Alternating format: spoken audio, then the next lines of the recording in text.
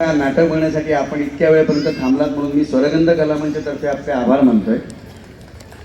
कृष्णाचे पात्र रेखाटणारे हे जे गौरव शिर्के असत त्यांना world excellent book of record तर्फे त्यांचा गौरव करण्यात दिलेलो असा। पूर्ण America, Africa, Japan, Spain, Abu Dhabi आणि भारत सगळीकडे यांचे सत्कार झालेले असत। तसेच जिल्हास्तरीय व 19 राज्यस्तरीय पारितोषिक त्यांना मिळालेली असत। एकदा जोरदार टाळ्यांनी त्यांचं स्वागत करूया। आणि तसेच आमचे दादा राणे यांना ठाणे महापौर पुरस्कार आणि इतर 15 पुरस्कार प्राप्त झालेले असत। जोरदार टाळ्यांनी एकदा त्यांचा पण स्वागत करूया। धन्यवाद। मी गौरव दशावतार म्हणजे काय अगदी थोडक्यात सांगतो। दशावतार म्हणजे काय असता? दशावतार म्हणजे काय असता? 4 मेढींचो माटव ह्योच आमचो महाल आणि बाकडो आमचा सिंहासन असता। 4 मेढींचो माटव ह्योच आमचो महाल आणि बाकडो आमचा सिंहासन असता।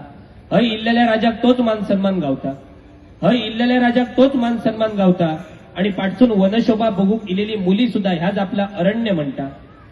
मागसून मगे कोणही येऊने शंकर विष्णू ब्रह्मदेव असणे। ह्याच बाकड्यावर उभं राहून तो कैलास आणि वैकुंठाचं दर्शन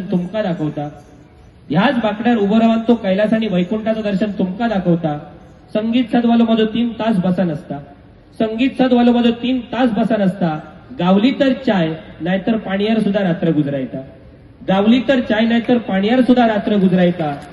जैल्ल्याक वाडूक आणि मेल्ल्याक हाडूक गडी माझो समर्थ असता। हय आज राजा जो केल्यान तो उद्या बाजारात हात दाखवितलो ह्याही सगळ्यांका माहिती असता।